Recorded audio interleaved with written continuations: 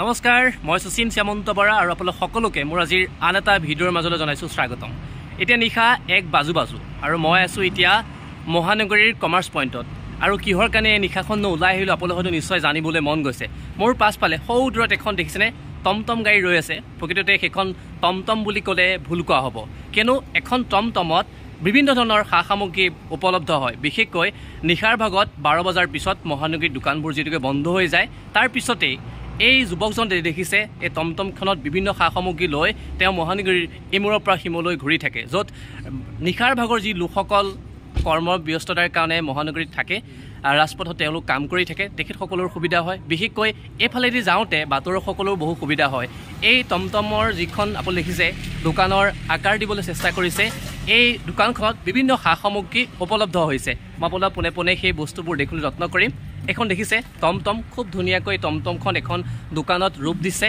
আৰু এই দোকানখনত বিশেষকৈ প্ৰথমে আপুনি চাহ পাব, চাহৰ পৰা আদি কৰি পানী বটল, নিশাৰ ভাগত যি বস্তু দৰকাৰ হয় সেই সকলোবোৰ সা সামগ্ৰী এই দোকানখনত পাব। বিশেষকৈ এজন অসমীয়া যুৱক, তেখেতৰ নাম মিণ্টু আলী, বয়স 28 বছৰ, মহানগৰীৰে।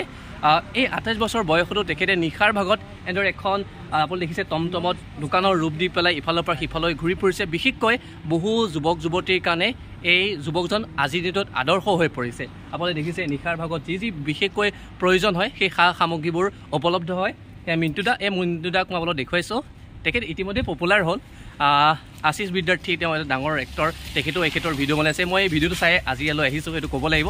দাদা, আপুনি কেতিয়াৰ পৰা এই দোকানখন আৰম্ভ কৰিছে আপুনি চাই ক'ব? মই এনে বহুত আগৰ পৰা আছিলোঁ, লকডাউনৰ পিছত বাদ দিয়া গৈছে। তাৰপিছত আৰু 8 মাহ মান হ'ল আৰু 8 মাহ মান হ'ল ন? ইয়াত কি বস্তু বিশেষকৈ পাব? ইয়াতে চব চাহ পাব, ঠাণ্ডা পাব। আৰু আপুনি নিশা কিমান সময়লৈকে থাকে? ৰাতিপুৱা 5টালৈকে থাকে। ৰাতিপুৱা 5টালৈকে নিশাৰ ভাগত গোটেই ছাৰ্ভিচ দিয়ে বুলি ক'লেও ভুল কোৱা নহ'ব। আৰু তেখেতে আজি প্ৰদীৰ্ঘ 8 মাহ 9 মাহ হ'ল তেখেতে এনেদৰে মহানগৰীত এই টমটমখন লৈ পেলাই ঘূৰি থাকে। বিশেষকৈ বহু যুৱক যুৱতী, বিশেষকৈ বহু লোক এই দোকানখনৰ পৰা উপকৃত হৈছে।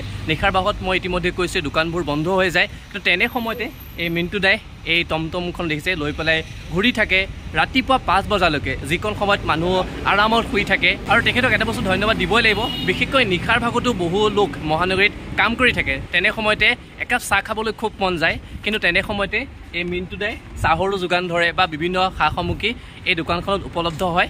আৰু যাৰ কাৰণে আজিৰ দিনত মহানগৰীৰ বিভিন্ন প্ৰান্তৰ বহু লোকৰ এই দোকানখনৰ পৰা সুবিধা হৈছে। আপুনি মই ভবাৰ দৰে জীৱনটো বৰ এটা সহজ নহয়। যেতিয়া আপুনি বা মই আৰামত শুই থাকোঁ, সেই তেতিয়া এই যুৱকজনে মহানগৰীৰ ইমূৰৰ পৰা সিমূৰলৈ এই টমটম গাড়ীখন লৈ ঘূৰি ফুৰে। প্ৰথমে মই আপোনালোকক এটা দৃশ্য দেখুৱাইছোঁ। এই যে দেখিছে গাড়ীখন ৰখিছে আৰু এটা পানী বটল বিচাৰিছে। এনেদৰেই দৈনিক বহু মানুহক তেখেতে উপকৃত কৰে। আনহাতে এই যুৱকজনৰ পৰা আমি শিকিবলগীয়া আৰু এটা কথা আছে। যিটো সময়ত আমাৰ এই ৰাজ্যখনত বহু নিবনুৱা সমস্যা বাঢ়ি আহিছে, কিন্তু তেনে সময়তে এই যুৱকজনে বহু যুৱকৰ কাৰণে আজিৰ দিনটোত আদৰ্শ আৰু অনুপ্ৰেৰণা হৈ পৰিছে।